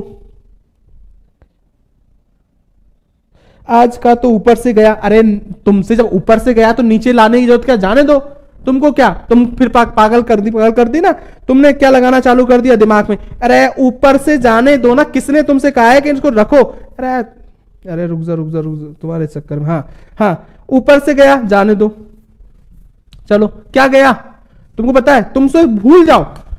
अब दो तरीके हैं, तुम कहोगे सर बहुत, देखो मैं जिनको समझाने जा रहा हूं वो समझ गए, अब कहोगे सर हमारे तो समझ में नहीं, उनको क्या करना है, उनको एक काम करना है, तुमको क्या क्या ऊपर से गया, मैं एक बार इसको, इन सब पेजों को मैं एक बार वो कर देता हूं, है ना, एक बार मुझे इनको सेव कर ले दो, मैं आपको बताता हूं क्वेश्चन, घबराना मत। तुमको अभी देखो पढ़ने का फायदा क्या मिलेगा, तुम भूल जाओ, तुमको कुछ याद है कि नहीं, भूल तो सकते हो ना, ऊपर से तो गया ना, बस जाने दो, ठीक है। अब मैं तुमको क्वेश्चन दे रहा हूं, तुमको आ जाए तो देख लेना कि बात समझ में आ गई, और नहीं आए तो कुआं में गिरने दो, साढ़े जा तो वैसे ही रहा था, रुक तो वैसे भी नहीं रहा ना तुमसे, अभी तो देखो तुम तो, अब इधर आ जाओ, गया, चलो तुमने यार, एक ने बहुत ही अच्छी बात की सर, ऊपर से गया आज तो, जाने ही दो, रोकते ही क्यों इसको, लो मैंने लिख दिया तुमसे। हाँ देखना अब आप, मैं लिख रहा हूं मेरी मर्जी से, मैंने लिख दिया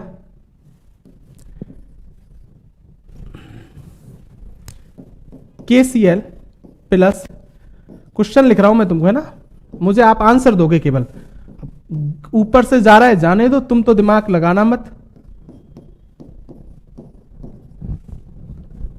प्लस AgCl। आपको ये पूछ लेगा, ये अभिक्रिया दे दी, और अब पूछे ये किस प्रकार की अभिक्रिया है, ठीक है ना, ऑप्शन दे रहा हूं मैं आपको, संयोजन, सेकंड वियोजन,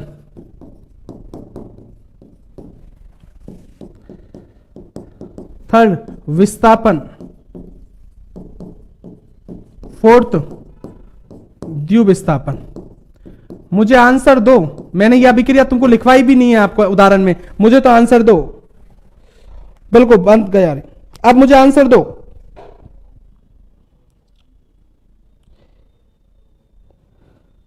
इसका आंसर दो, यह अभिक्रिया कौन सी है।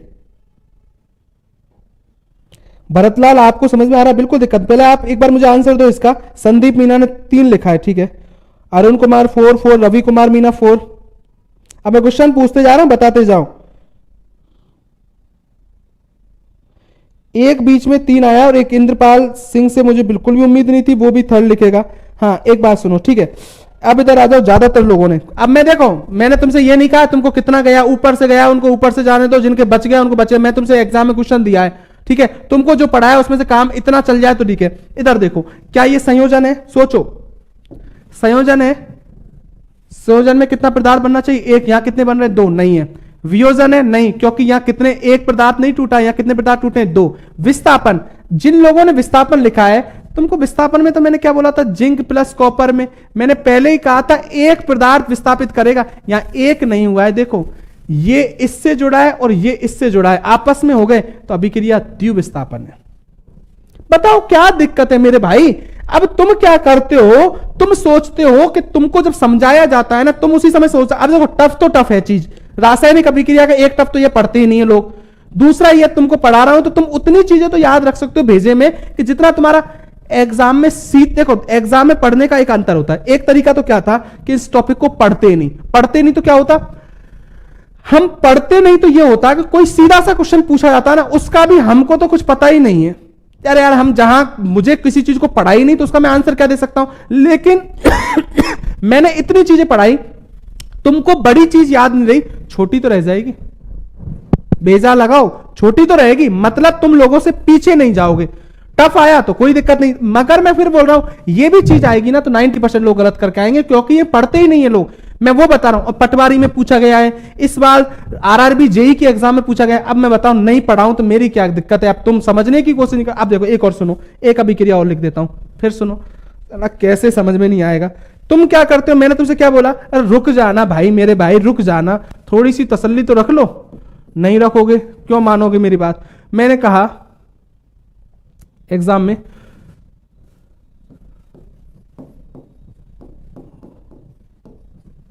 वियोजन अभिक्रिया का उदाहरण है, ऑप्शन दे रहा हूं, लो। First CaO plus H2O, Ca, तुमको तो याद ही नहीं रहा ना, तुम तो क्यों, तुम तो जो मैंने, तुम बता देना है कि नहीं।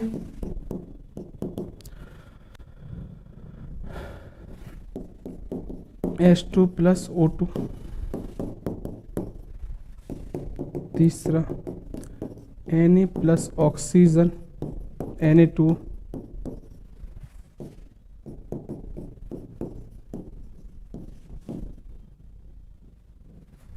ऐसा कर लो। चलो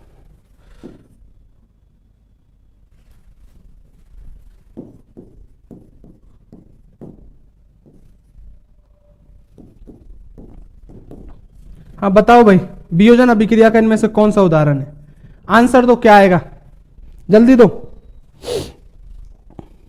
रजत शर्मा, संदीप मीना, रब संदीप मीना भी सही पे आ गया, ठीक है। फोर्थ मुकेश, जल्दी करो फटाफट फटाफट फटाफट फटाफट। एक भी बंदा नहीं है अपना। कौन सा, किसने कहा था समझ में नहीं आया? क्या दिक्कत थी?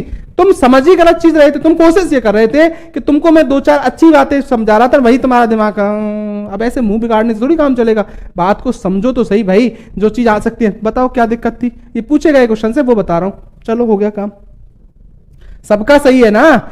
सब में देखो एक पदार्थ संयोजन, यहां भी एक पदार्थ संयोजन, यहां ये वियोजन। एक पदार्थ जिसमें टूटे वो वियोजन। किसने, तुमने इस अभिक्रिया देखी है कि क्या बन रहा था, क्या कर रहा था? कुछ नहीं देखा तुमने, तो ये देखा था क्या क्या हो रहा है। और देखो लो, चलो एक उदाहरण पूछता हूं आपसे, एग्जाम में पूछा जाए। मैं सोचता हूं, एक रुको, एक सेकंड, कोई आ जाए याद ढंग का सा उदाहरण।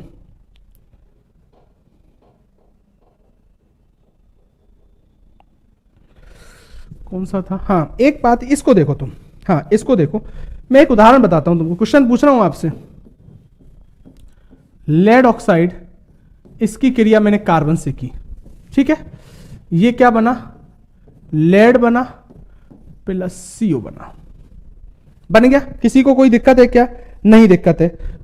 लेड ऑक्साइड, इसको रुको, CO2 बनेगा दोस्तों, ना ये ध्यान रखो, CO2 बनेगा।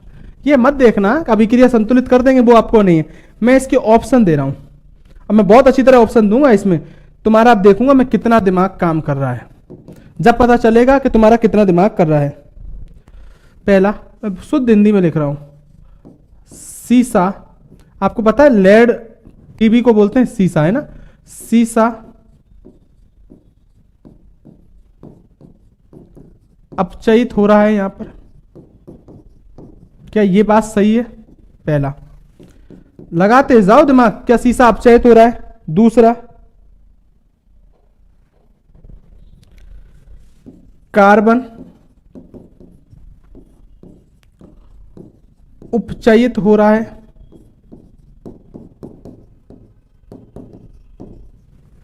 कार्बन क्या हो रहा है? उपचयित हो रहा है।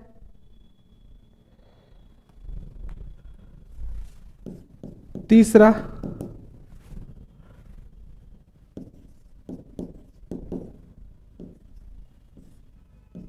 कार्बन डाइऑक्साइड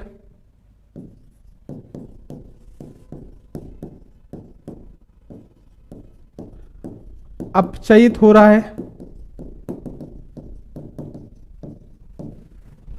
ठीक है। और बताओ मुझे,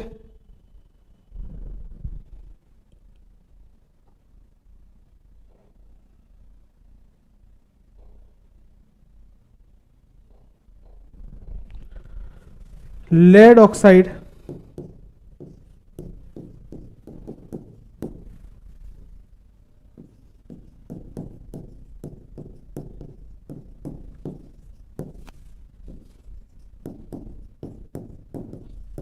चयित हो रहा है, ठीक है। आप एक काम करना,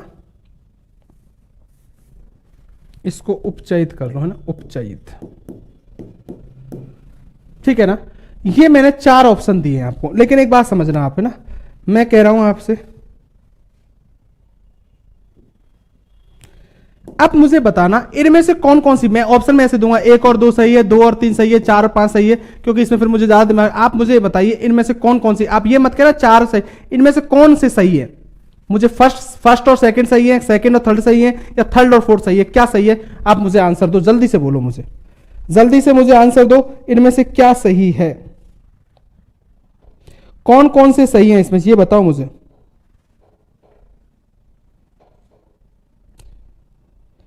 ऐसे बोलोगे एक ही सही है तो 1 लिख दो, दो सही लिख रहा है, दो तीन सही है, तीन चार सही है और एक से अधिक सही है, तो आप कहोगे एक और दो सही है सर, दो या तीन सही है सर, तीन और चार, दो एंड थ्री लिखा है, कोई एक और दो, ठीक है, कोई क्या कह रहा है, कोई क्या कह रहा है, ठीक है, सबने लिख दिए। ज्यादातर एक दो पे आ रहे हैं, बहुत से लोग दो और तीन पे आ रहे हैं, एक विष्णु नागर एक दो चार पे भी आ रहा है। अब देखो मुझे भी पता नहीं है दोस्तों, मैं भी देखता हूं आपको, अब मेरे साथ चलो आप। हाँ ये लो, मैं पेन चेंज करता हूं। पहला देखो, सीसा अपचयित हो रहा है, सीसा क्या हो रहा है, अपचयित हो रहा है क्या?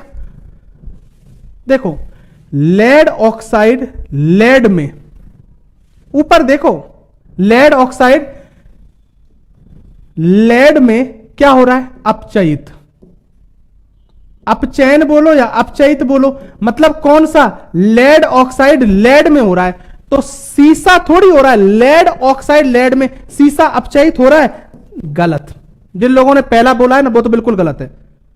अरे मैं फिर बोल रहा हूं, लेड ऑक्स और यहां ऑक्सीजन जुड़ रहा है क्या, ऑक्सीजन जुड़ रहा है क्या, नहीं, ऑक्सीजन की क्या हो रही है, कमी, और ऑक्सीजन की कमी को क्या बोलते हैं, अपचयन बोलते हैं। और अपचयन किसका हो रहा है, लेड ऑक्साइड का लेड में हो रहा है, तो यहां क्या लिखा था, सीसा अपचयित हो रहा है, गलत, बिल्कुल गलत। अब देखो कार्बन उपचयित हो रहा है, कार्बन उपचयित हो रहा है, उपचयित लिख रखा है इसने, उपचयित, तो इस कार्बन से ऑक्सीजन जुड़ रहा है क्या, नहीं, इस कार्बन से जुड़ रहा है, ऑक्सीजन का योग हो रहा है, तो इस जगह क्या कहोगे आप, ऑक्सीकरण हो रहा है, ऑक्सीकरण बोलो या मैंने कहा उपचयन बोलो या उपचयित, इसका मतलब ये बिल्कुल सही है दूसरा, तो क्योंकि कार्बन कार्बन डाइऑक्साइड में ऑक्सीजन, तो देखो कार्बन उपचयित हो रहा है, सही बिल्कुल हो रहा है। अब देखो कार्बन डाइऑक्साइड उपचयित हो रहा है, कार्बन डाई, दोनों थोड़ी होगा, एक हो रहा है, दूसरा सही है तो तीसरा सही होगा क्या, नहीं होगा। इधर देखो लेड ऑक्साइड अपचयित हो रहा है, तो देखो लेड ऑक्साइड लेड में, ये लो, इसका मतलब तुम तो मुझे लग रहा है बहुत से लोग ही गलत गए हो, इसका आंसर क्या गया, 2 और 4, 2 सही है, तुम तो बहुत लोग गलत गए। अब आए दीपक मीना 2 4, सर लेड का रिएक्शन कहां हो रहा है मेरे भाई, इस लेड ऑक्साइड का लेड में रिडक्शन हो रहा है फिर उल्टा बोल रहे ये यहां जा रहा है कि ये यहां जा रहा है, अगर ये यहां जाता तो ऑक्सीकरण नहीं हो जाता क्या, ये तो, ये देखो ना आप क्या हो रहा है, अभिक्रिया को देखो, 2 और 4, इसका मतलब कितने लोगों ने,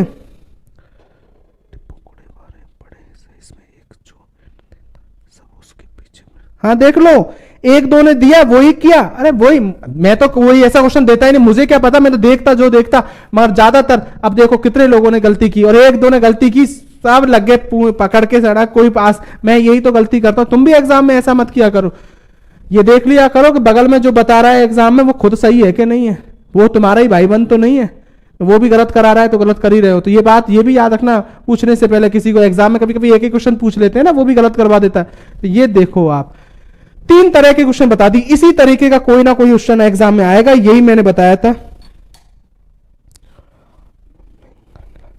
आज तो भयंकर क्लास है, अरे भयंकर नहीं है, टॉपिक ही भयंकर है भाई, मगर मैं आपको बता रहा हूं, इससे ज्यादा मैं आपको हकीकत बता रहा हूं, इसका सबसे अच्छा इस क्लास का एक ही तरीका था, ये टॉपिक पढ़ाते ही नहीं है, वही सबसे अच्छा तरीका, पढ़ोगे नहीं तो, लेकिन मैंने क्या होता, अरे मेरे भाई बहुत बड़ा क्वेश्चन नहीं होगा तो छोटा आएगा, वो तो हो जाएगा, इससे छोटा आएगा ये तो हो जाएगा, मगर हम पढ़ेंगे नहीं तो हमको ना बड़ा पता चलेगा ना छोटा पता, सीधा क्वेश्चन भी नहीं होगा दोस्तों, टाइट नहीं हो कोई दिक्कत नहीं, लेकिन सीधा किसी में से नहीं छूट जाए दोस्तों। अगर आपसे पूछ लेता 4 अभिक्रिया देता, एग्जाम में क्वेश्चन आता इनमें से कौन सी संयोजन अभिक्रिया है, अब जो लड़का जैसे तुम हो, तुमको इतना तो पता चल गया संयोजन, कुछ भी याद नहीं रहेगा तो यूं तो बता दोगे ये देख के, हाँ ये संयोजन बोला तो था, एक पदार्थ बनेगा इसका मतलब संयोजन है, कुछ देखा थोड़ी था, अब तुम्हारा काम चल गया। और जो पढ़ के ही नहीं गया उसके लिए तो पेपर क्वेश्चन छोड़ के आएगा, वो तो उसको क्या पता क्या मतलब होता है संयोजन का, क्या ये समझो, मैथ समझा करो आप क्या छोटी छोटी बात का मैथ। मैंने ये फिर कहा था तुमसे कि फिर तुम इतना सा याद रखना, मैंने अभिक्रियाओं में आपको बताया था, अब ये क्वेश्चन रटने नहीं है आपको इस तरीके से, ये तो मैंने आपको समझाने के लिए दोस्तों बोले हैं, अब आप कहीं से भी करके देख लोगे, आपको कहीं से भी दिक्कत नहीं होगी, बशर्ते बस आप इतना है कि आप कितना दिमाग लगाते हो वो आप पर डिपेंड करेगा, ठीक है ना। तो ये बात आप याद रख लो, ये मैंने आज आपका 10th क्लास का एक टॉपिक था और उस टॉपिक का नाम था रासायनिक अभिक्रिया, जिसके बारे में मैंने आपको डिटेल से बता दिया है, समझा दिया है। आप और इसको ढंग से पढ़ लेना। नेक्स्ट टॉपिक में यहां से तो स्टार्ट करूंगा नहीं, क्योंकि 10-15 मिनट पढ़ाने से कोई मतलब नहीं है, समझ में नहीं आता। कल मैं फिर भयंकर टॉपिक ही पढ़ाऊंगा, ठीक है, कल पढ़ाऊंगा भयंकर, उसके बाद तो फिर थोड़ा सीधा सीधा सा आ जाएगा जो तुम रटते रहते हो। कल एक टॉपिक पढ़ाऊंगा आपको, पहले मैं कार्बन और कार्बन के योग, हाइड्रोकार्बन पढ़ाऊंगा, कौन एरोमेटिक होते हैं, कौन एलिपेटिक, घबराना मत, काम की चीजें बताऊंगा। इतना सा, क्यों रेलवे में आए हुए क्वेश्चन है, यहां रासायनिक अभिक्रिया में बता दिया मैंने कितने क्वेश्चन आए, उनमें से मैं पूरा पढ़ा रहा हूं, बस ये गलती कर रहा हूं। तुम चाहते हो ना ये 2-4 लाइनें, या तो तुम मुझे, मैं फिर बोल रहा हूं, मेरा दृष्टि से अगर ढंग का पेपर आ गया ना, तुम इस बात को मानोगे सर, और या इस बात को तो कह दोगे कि अगर क्वेश्चन तुम पे पेपर नहीं हो तो ये तो मान लोगे तुम कि इससे ज्यादा कोई करके भी नहीं आ सकता। ये तो तुम्हारे मन से भी निकल आ जाएगा कि इससे ज्यादा हमारी बस की नहीं थी साइंस पढ़ने की।